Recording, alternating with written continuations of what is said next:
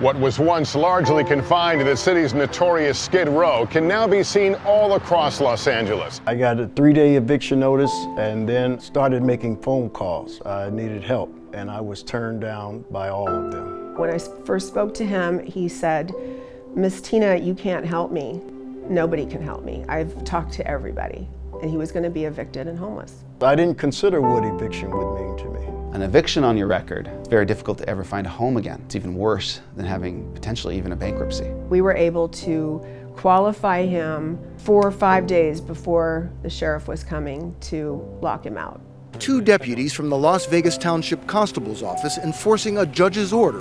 You have to leave the premises immediately. He carried out 15 the day we met him. We've seen a big crisis in evictions, and a lot of people have been evicted for as little as $600, $300 in some states. Metro Atlanta has one of the highest eviction rates in the country. 78% of full-time American workers live paycheck to paycheck. 60% have less than $1,000 in the bank. You all will need to vacate your homes a week from today. When you're faced with an unexpected financial crisis, somebody totals your car, or all of a sudden you're diagnosed with cancer, and you don't have those resources to fall back on, you are definitely at risk of eviction and unfortunately homelessness.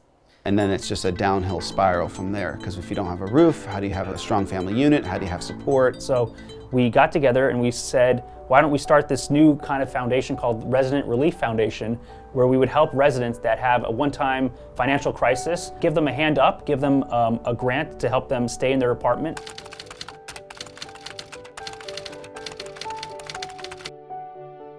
When I graduated out of high school, I tried to go to college. I couldn't support myself, so I decided to go into the military for a better structure. 3 years later, I came out with a medical disability with a GI Bill, and then I decided to go to college. Life was pretty good until 2017.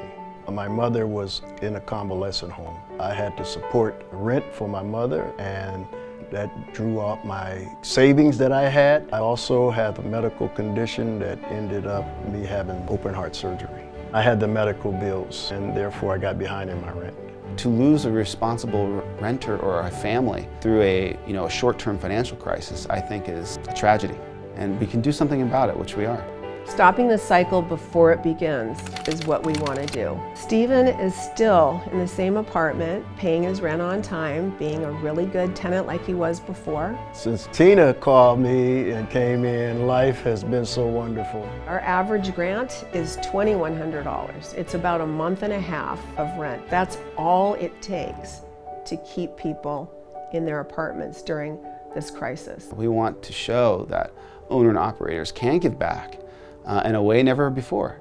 And this is the best way that we think that we can do it, by building a foundation that allows donors to donate backed by owner-operators in the actual industry that we know so well. We've helped over 100 individuals and families over the last couple of years since we started. For us, that's what makes sense. My father always told me to do the right thing. I never thought that there was someone out there who can help a complete stranger like this.